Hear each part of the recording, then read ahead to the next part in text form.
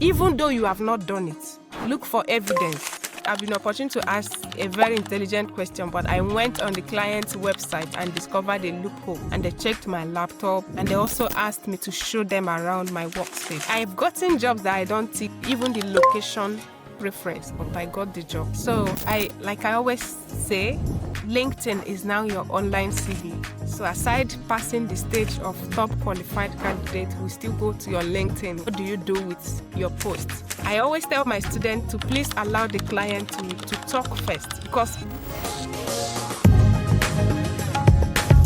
Mercy, how you doing? Hi Ada, I'm doing great.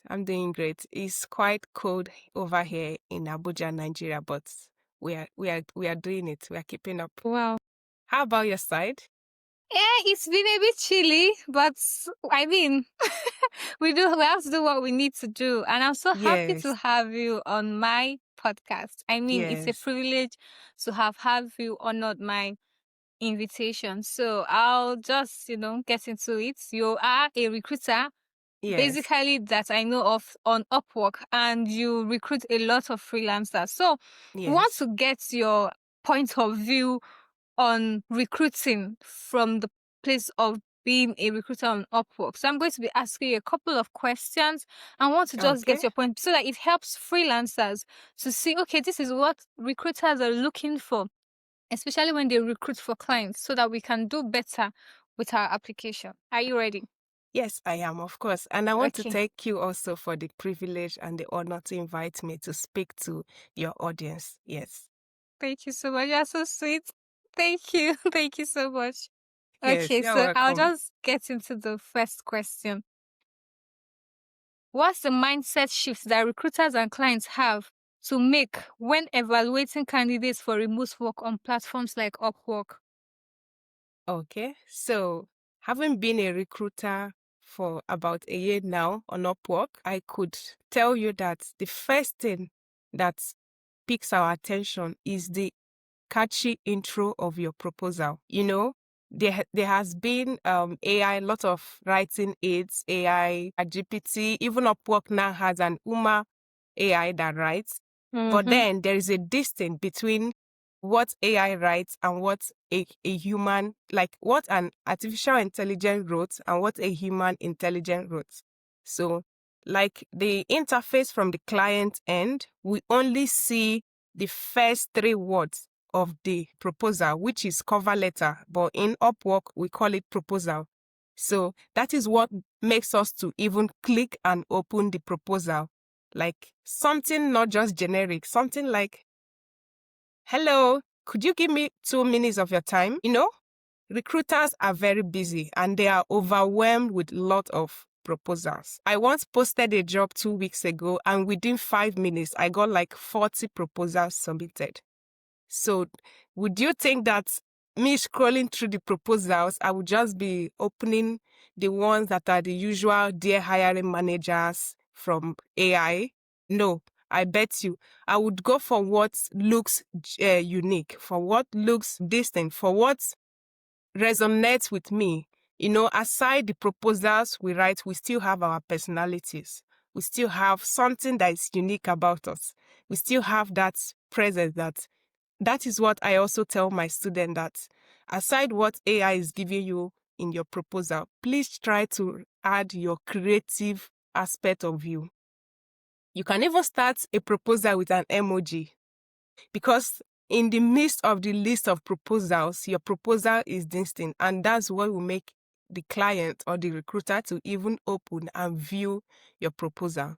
So I hope I'm able to do justice to this question. Thank you. So the Thank you. next question is, from a recruiter's perspective, what makes a remote candidate immediately stand out on Upwork? So now this is not about submitting proposal. You see a candidate and you see they're probably like, wow, this person will be a good fit. What informs your decision? Okay.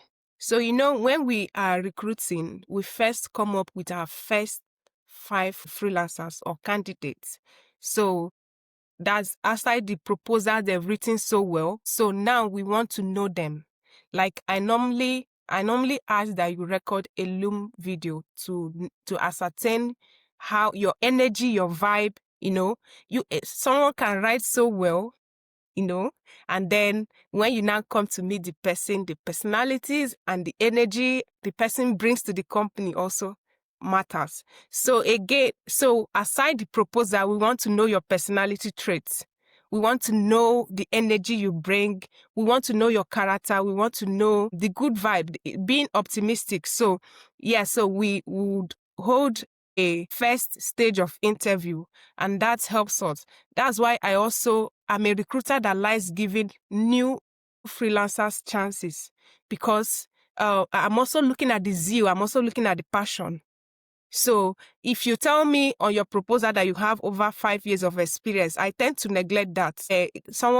Another recruiter can do that, but I want someone that would give value in the company, and I want a lasting one. So I see through, when you are answering me in the interview, I see through your passion, I see through your zeal to do the work, and I can give you a chance even with the little experience you have.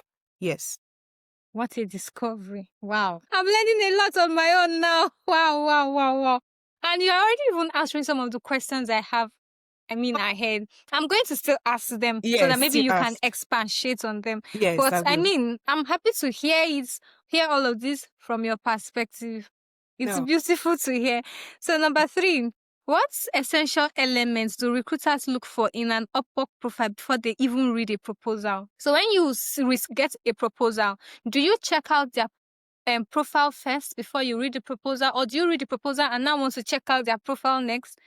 How does it happen for you? Okay, so first there's how the interface is from the client's end, the picture, the profile title, the job success score, which is the JSS, and then the completed jobs will be showing there.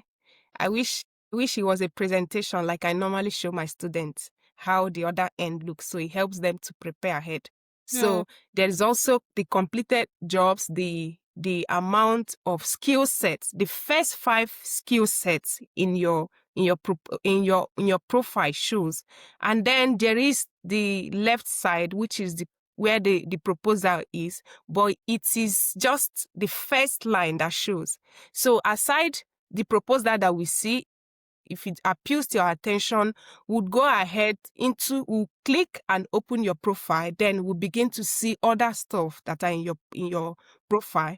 Now there is this beautiful highlight that Upwork gives. It enables you to put in your profile highlights. You'll be able to highlight relevant jobs that ministers to that particular work you're applying to. Upwork brings that up. It shows it comes up, and in fact there are some additional questions in a job description that are in the job post. They also appear first before the cover letter. But the cover letter is a lure that makes the client to open your profile. So we look at the proposals. If they are not generic, I've had my student tell me, "Coach, do you know that the client told me that this proposal sold me out on you? That was what even made me to reply you in the first place." So aside the proposals, how you arrange your skill matters, because most clients are very detailed, that they will just select 5 or 6 skills, and if they see that lined up in the midst of the proposals, they would love to check you out. Again, is your profile overview. Don't just write a very touchy profile overview. Then again, we'll look at the portfolios. We'll look at what you have done. Right now, the freelancing market is very, very competitive. And when we started far back 2022, you can just you can even write a 2-line proposal and you are there to getting a job. But now it's evidence. It's evidence-based. Let's see what you've done. Not just what you've written. Let's see what you have done. What have you done? What value are you bringing? And then we look at if this person actually understood the project scope, that there should be some level of understanding you have gotten from the job description before you submit your proposal. That's why we go extra to research the companies before submitting proposals. Thank you. This is mind-blowing. Whoa. Okay. I'm learning a lot on my own too. Yeah. Okay, so how important is the profile photo of a freelancer, and what kind of professional image do recruiters expect to see? Okay, thank you for that. So, like I mentioned, I said the profile picture is the first in the order of arrangement. So it matters a lot. It matters a lot. In fact, I tell my students to mimic what is in my upper profile. Some persons will just take a random selfie and upload there. So if you notice in my picture, this headset is also in my profile picture. But I just upgraded it to another one recently. So yes, it matters. It shows professionalism. You can't just relax in a chair or anywhere and just take a picture and post there. That's platform. Upwork is a professional platform, and you should take it serious. That means you should get a professional headshot. If you have a very good camera, you can also use it to take a professional headshot. Now, I always advise that your head should show and some level of your shoulders. Some level of your shoulders should show. At least let us know it's not AI generated headshot. Let us Image. know it's real human behind it, the profile. Yes, thank you. Wow. What portfolio piece or work samples do recruiters prioritize when evaluating freelancers? Okay. So the proposals we prioritize are proposals that No, are portfolio. okay. The portfolios, yes. The portfolios that we prioritize are portfolios that resonate with what we are looking for. Now, so many freelancers just upload portfolios, and then because there have been a lot of narratives about portfolio helping you to land a job, then when they submit their proposals, they'll just attach random portfolios to their proposal, which does not even resonate with the job. So what we are looking for is a similitude of what we want done. It should be exactly, or if not, close to what we want done. I have once applied for a graphic design job. I wasn't even in the graphic design space, but I saw this job. It was a Christian looking for a graphic designer. And I saw this job day one, nobody applied because there were some level of requirement. They said they want a Christian. And I saw this job day one, nobody applied. I saw this job the second day. I said, since nobody wants to apply for this Christian graphic design work, let me go to Canva. I quickly went to Canva and I made a little cover. It's a book cover design, an inspirational book. So I wasn't even in graphic design space. So I submitted that proposal and I attached that Canva design I made. I said, hello, I have been a Christian myself and I'm submitting to be your graphic designer. It will interest you to know that I had been designing book cover right from my local church for my pastor, and find attached in this proposal. Let's a book cover design I recently did. That proposal didn't even take 2 minutes, and here I have the client in my DM saying, this book cover sold me out on you. Please, can we jump on a call to discuss more? That is how I got that job. I not only designed the book cover, which I gave out, I outsourced to a professional graphic design to do for me. The man also trusted me to proofread his book, his 2 inspirational books, Christian books. And he also trusted me to do his logo. So all of this, the only part that I played was to proofread the book and add some Bible knowledge to it. But other ones, I gave it out. So that's still pointed us to having a portfolio that resonates with what the client wants. Yes, you must show the client that you have done this, even though you have not done it. Look for evidence. In my community, we manufacture evidence, and that is what I clearly did in that particular job. That has been my longest client since 2 years ago. Yes. What role does the Upwork job success score play in a recruiter's decision-making process? Okay. So it plays a role, but it doesn't also. So I can tell you, I can comfortably tell you that in 2023, I had a client who gave me a private review. A private review. It was not public. So my job success score crashed. It crashed, and that was it. But it will interest you to know that I got 2 jobs within that period. I got 2 jobs within that period. So, but within that period also, I will be kind enough to tell you that there was a particular job proposal I submitted, and the client only response was that, "Hi, Mercy, why is your job success score?" Oh, no, she said, let me just quote her. She said, "Hi, Mercy, tell me why your job success score is 76%. I wrote a very clean proposal, but her only issue was my job success score. There is nothing I didn't explain to that client, and she did not respond again. But I can also tell you that not all clients look at that job success score. So in all you are doing, make sure that you keep your job success score. And after that 2023, I have tried my best to maintain 100% job success score. How you will achieve this is that make sure you understand the project scope of each project you are doing so that you deliver excellence in the job. If you deliver excellently in a job, there's no how that client will deny you a good review.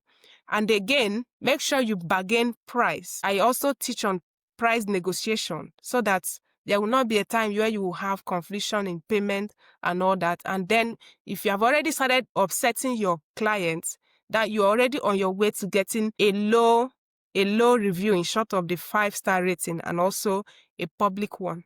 Yeah. And most of them will give you a private review, and it will come down to reducing your job success score. So I would advise you, if you are listening to me, to make sure you understand your project scope and make sure you communicate to your clients.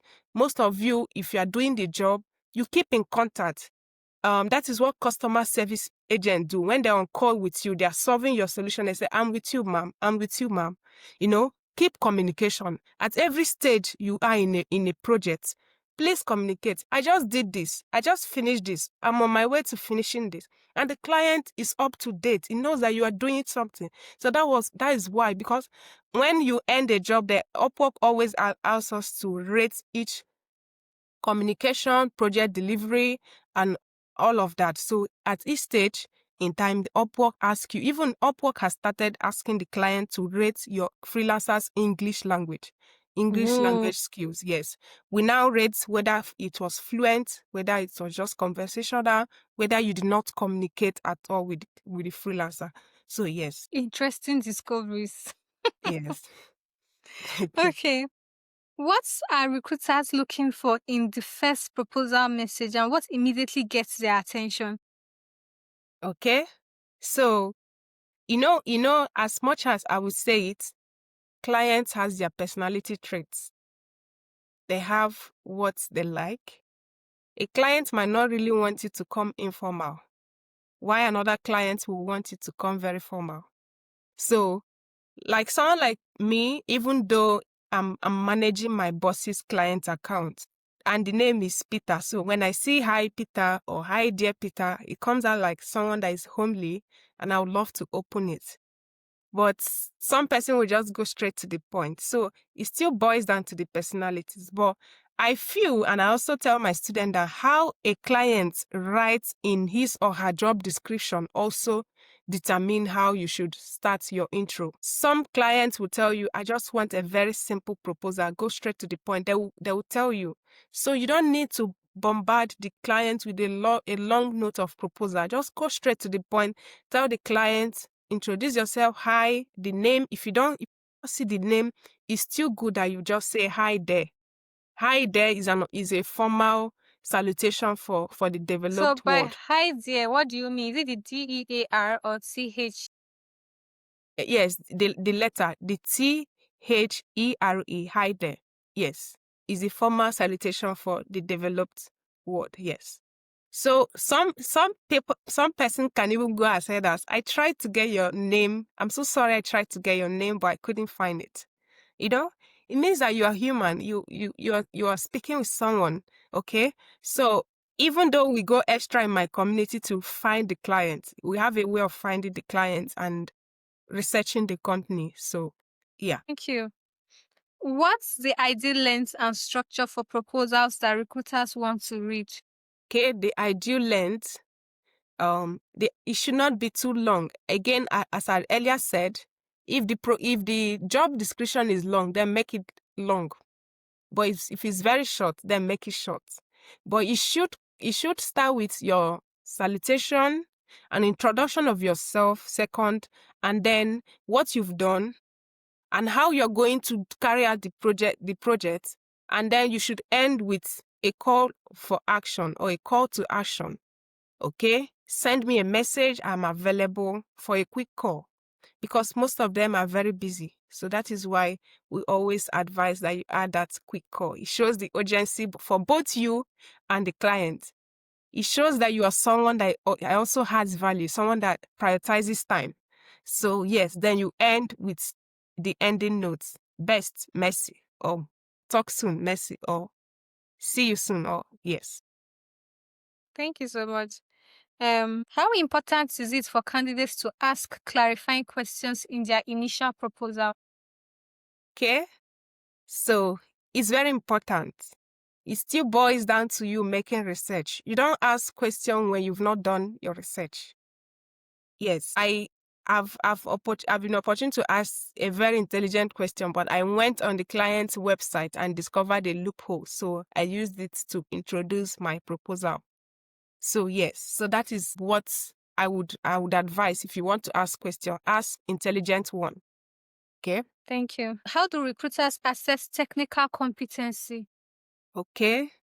Okay, so I would say from my own perspective, we assess through how you write your proposal.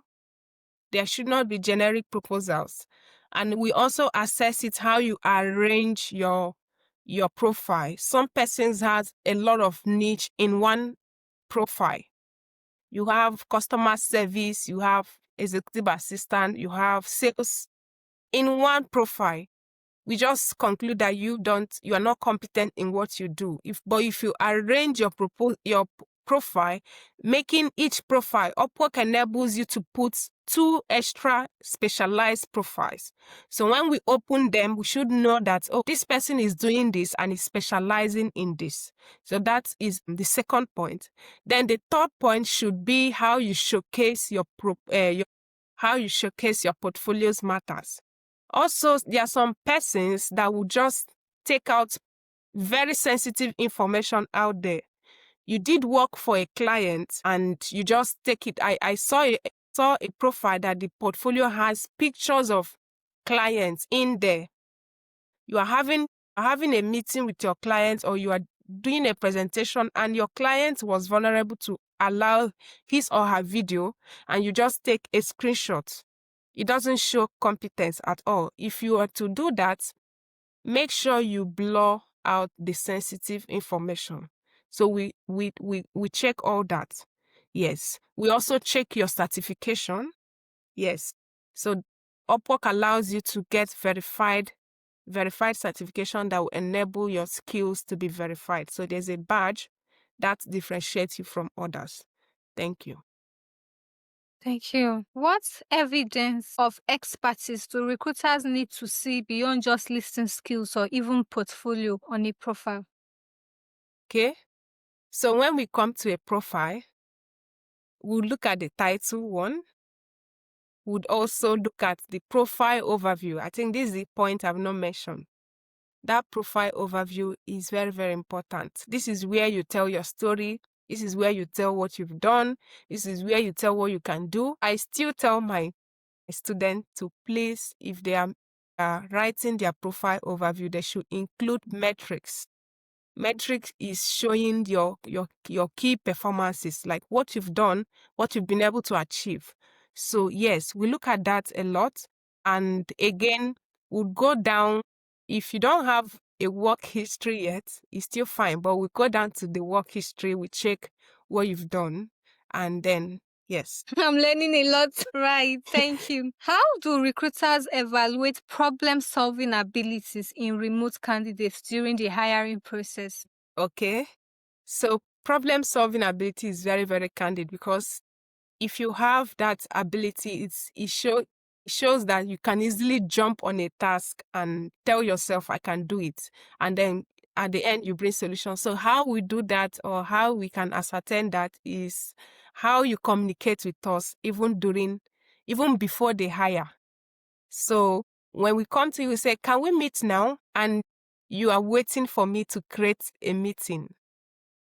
No, we don't do that. So if like new clients that are just coming on Upwork, they've not yet sorted something. And then that's why I tell my people, please try to take control. Try to take charge. That is how we know you are problem solving. So if a client tells you, can we meet now? And you waited first minute, second minute, the client has not scheduled a call or created a call, you go ahead and create a call. Upwork has already integrated a Zoom app into their platform. And I learned, because I do attend Upwork organized webinar as a group guide. I'm a group guide in Upwork for African freelancers. So they just intimated us that they will be adding a video call to Upwork. It's a new innovation coming up.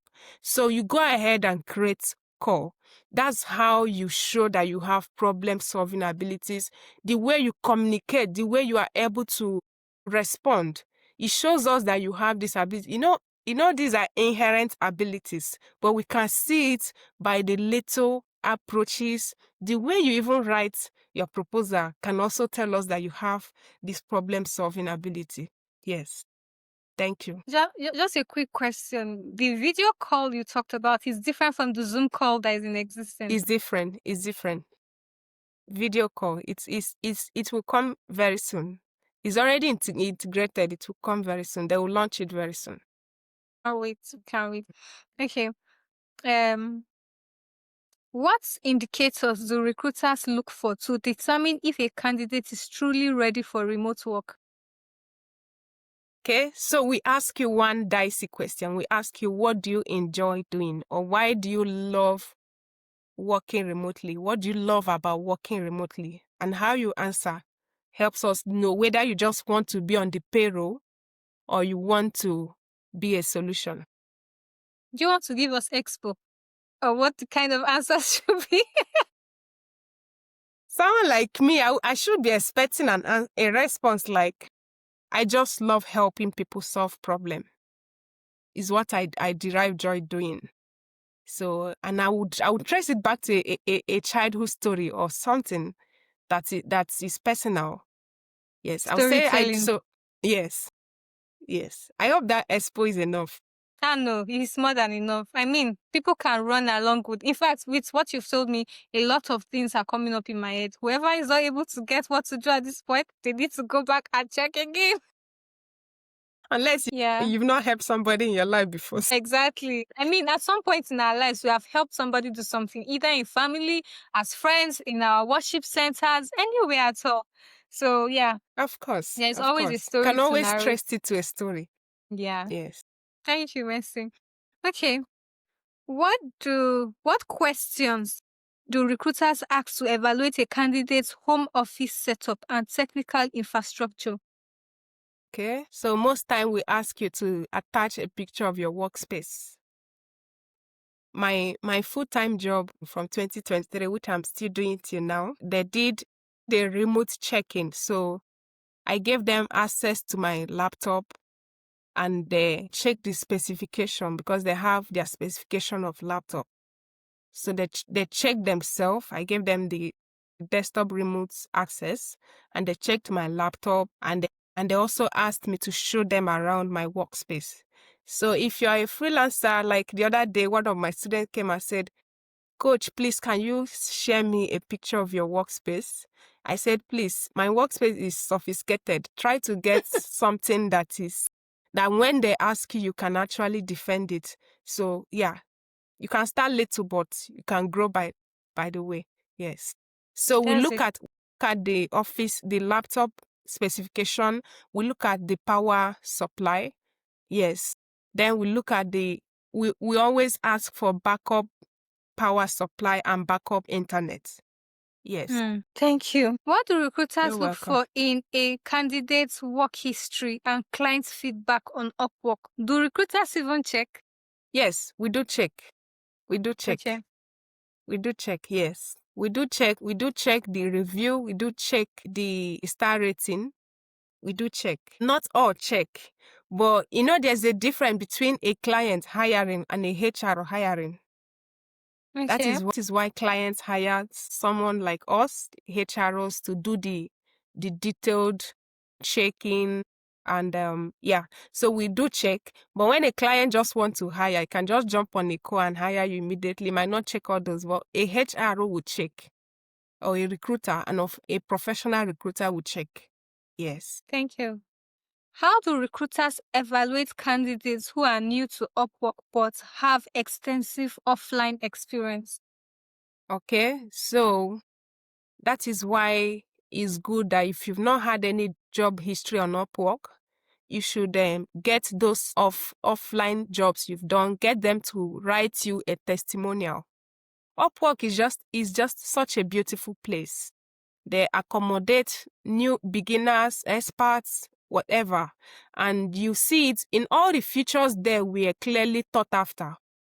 So that testimonial, they ask you to bring testimonials from outside work you've done that is not on Upwork to help give the client or the recruiter assurance that you can do this job. So if you get those testimonials on your Upwork account, you can as well put it in your profile overview. But when you are putting it, try to explain, here are the testimonials of my job history outside of Upwork.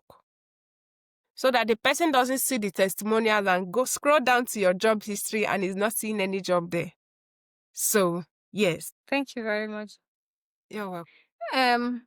What red flag in a candidate's profile or proposal history make recruiters immediately pass? Okay, so in our job description, we can say record a Loom video. We can say start your proposal with a phrase. So if you don't obey that, or if you don't follow that instruction, we would just pass. Because first, even if it's a mistake, first we just assume that you did not read our job description.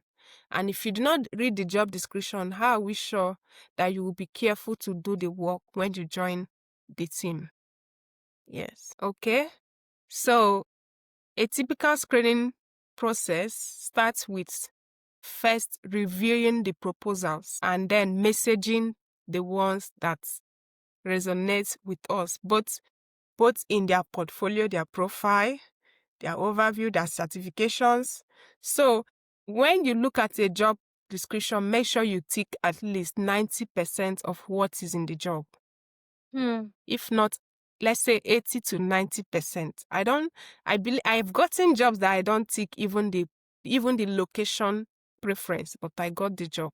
So how I approached it is, I know I'm digressing from this question, but I'll come back No, to it's it. fine. It's fine. So how I approach is that I will say, hello, I understand I did not meet your location preference, but please give me a chance to ascertain my proficiency. You've known already that there's this limitation of location preference. Most of the client, because at the point where you're about to post the job, Upwork brings up those locations. You might just tick it.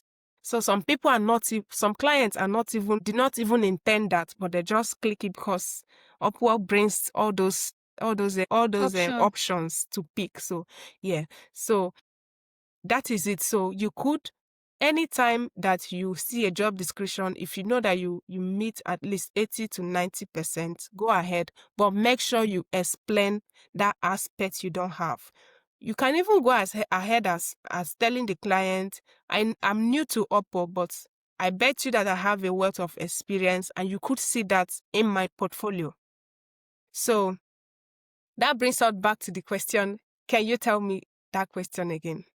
Okay, That same question. let me read the question again. I said, what does a typical screening process look like for remote positions, and how should candidates prepare? Okay, so the screening process, after we have gone ahead to message the candidates we want to interview, then we'll begin to schedule interview appointments or interviews. We'll get out a time and give the slot for the candidate to pick, and then we would interview them, to know where they're from, their experience, their personality.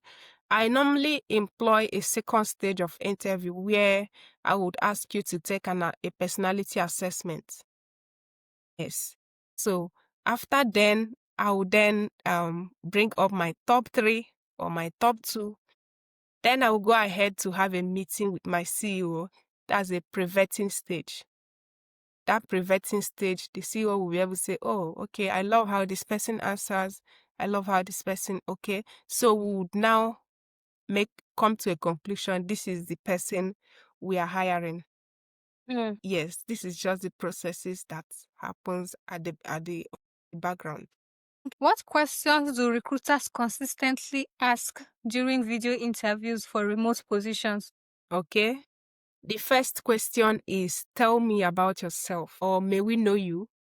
It could come as, tell me about yourself. It could come as, may we know you, or may we meet you? All of them are asking for an introduction, for you to introduce yourself, for you to introduce your skills, for you to introduce your experience, for you to introduce what you offer. And then we'll go ahead to ask you about the project, what you've done, whether you understood the project. So we could ask, okay, what makes you a good fit for this job? We are trying to know if you understand the project and how you could come in. Then there's another question we would ask you. Would ask you, what is an ideal working environment for you? So that's also another dicey question. We're trying to know more about your values, about what you hold of esteem. Yes. So we are trying to know if our working culture resonates with yours. And then we would ask you to ask us questions after we had introduced the company to you. So I always tell my students to please allow the client to talk first, because most of them say, hi, Messi, do you want me to go ahead to tell you about the company, or do you want to go first? Tell the client or the interviewer to go first. While the client is explaining, you are also buying time, and you are also knowing where that client or the recruiter is coming from, or what that client wants. So another important thing is that you must ask questions after the interview. You must ask questions. If you've done your assignment well about the company, you should ask questions. Thank you so much, Mercy. This is so enlightening. Thank you. Thank you How too. do recruiters test for cultural fit and soft skills in a remote hiring context? We test it during the interview process. We test how you communicate. I tell my student after an interview, send a follow-up. Even if it's thank you for meeting me today, I can't wait to have you, send a follow-up. How you communicate matters. And again, how you smile. In my community, we tell us that you have to smile. You have to smile. You have to smile. You have to smile. It helps you calm the nerves. It helps you take away the anxiety, all those panicking. Yes. So what other stuff right now? Can you repeat that question again? Because it's just coming. I say, what do recruiters test for cultural fit and soft skills in remote hiring context? Okay. So I've talked about communication skills. I've talked about I'm going to also talk about the how positive you are. How positive you are while in the interview. The interview does not last long, but in that short time, most of us record the interview. In that short time, we'll be able to know how you think and how we'll be able to know your personality at some point. Yes. But I also advise that I've had an interview last year where the client asked me if I'm a Christian. And right there, and then because of what I know we are in a world where you don't present your religion first. But as God may have it, I answered that I'm a Christian. And I still thank God even till tomorrow that the company invited me on Upwork because I had a Christian title in my profile. So imagine if I had denied that, I wouldn't have forgiven myself. But again, also be discerning. That brings us to discernment. Everybody has that spirit of discernment. Yes. also be designing to answer some cultural questions. They can ask you if you're a Christian. No, they can ask you your religion generally. They can ask you where you are from. They can ask you what you believe, ask you what are your cultural perspective, yeah. So know how you answer such questions. Thank you. When recruiters have multiple qualified candidates, final factors typically determine who gets hired for remote work on Upwork. Okay, so I always say, LinkedIn is now your online CV. So aside passing the stage of top qualified candidate, we still go to your LinkedIn. What do you do with your posts? We go as far as checking your Facebook, your Instagram. We do social media vetting. Yes, we do. So yes, we go to check. What do you spend time on? What do you present? What do you post on your social media? What are your core values? So yes, we do check that. So that is why, again, some persons that can send a follow-up and that's automatically say, oh, this person really wants this job. So there are a lot of stuff that plays out when we come to that, making that most difficult decision of selecting the final candidate. So please, your LinkedIn is your online CV.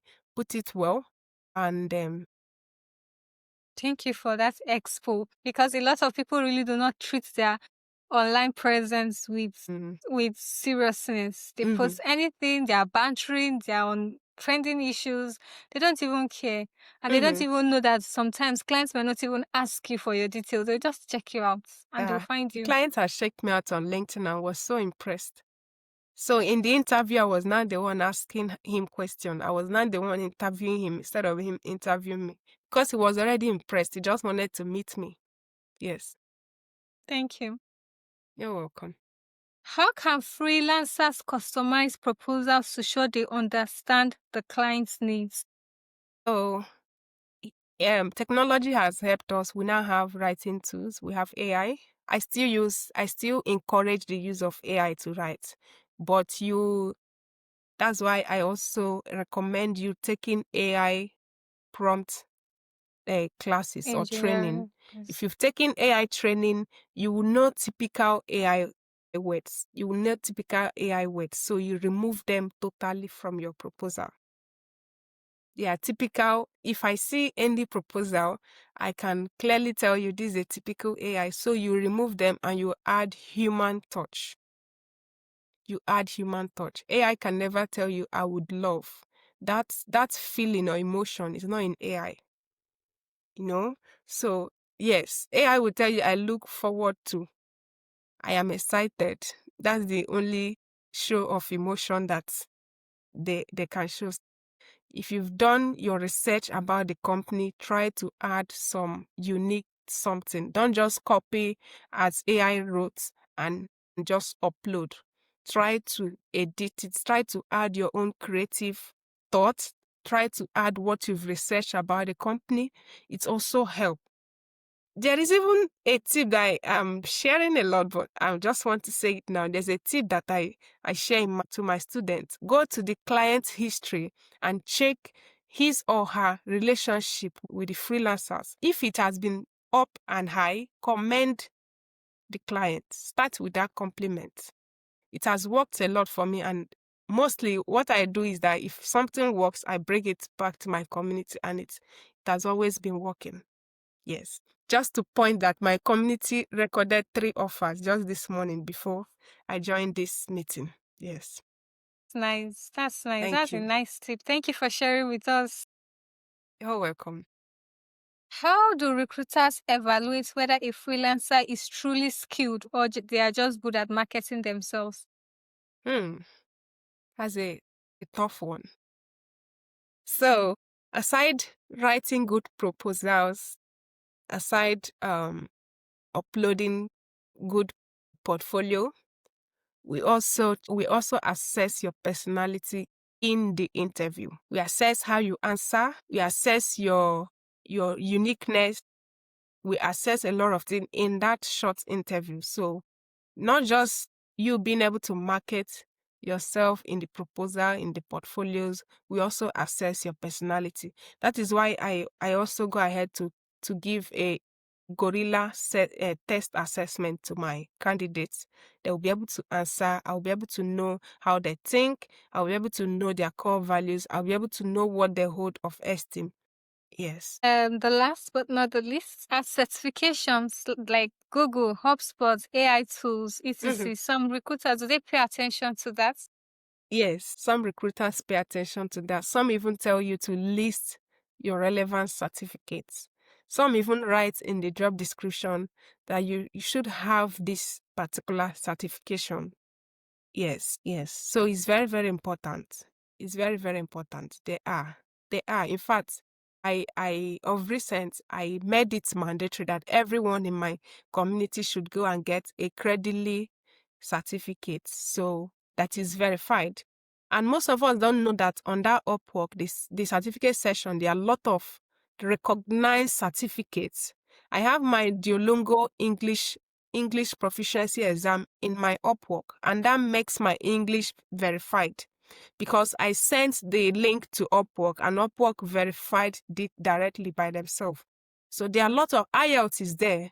Some recognized training are there, like Hotspot Academy, AWS, lot of them. There's a whole lot of them in there that if you have taken, try to put it and then attach a link to it, and Upwork will verify it and give and place it in your profile as a verified certificate, not just any one that you cooked up.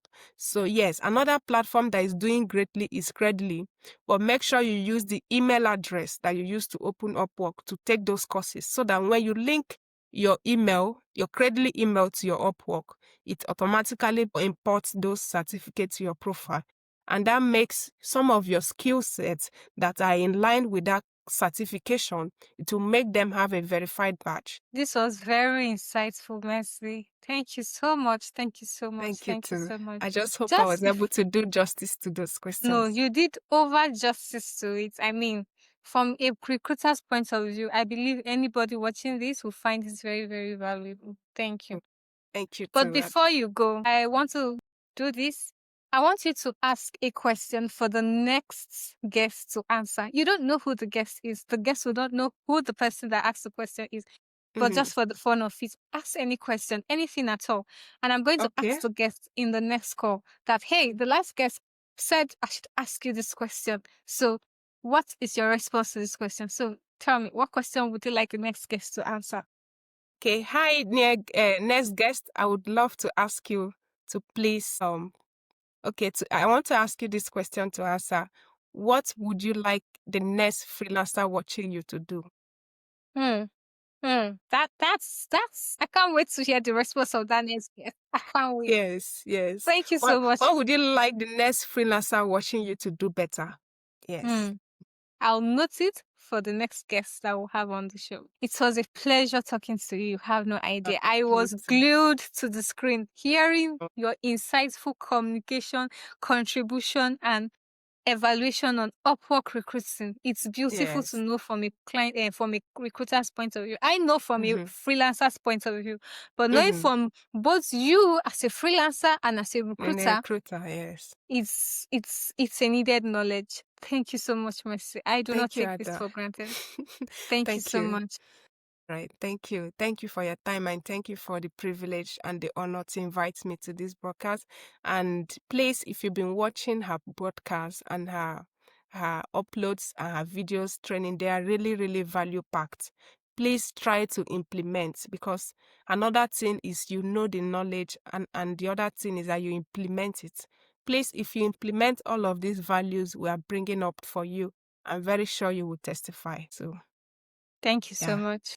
All right.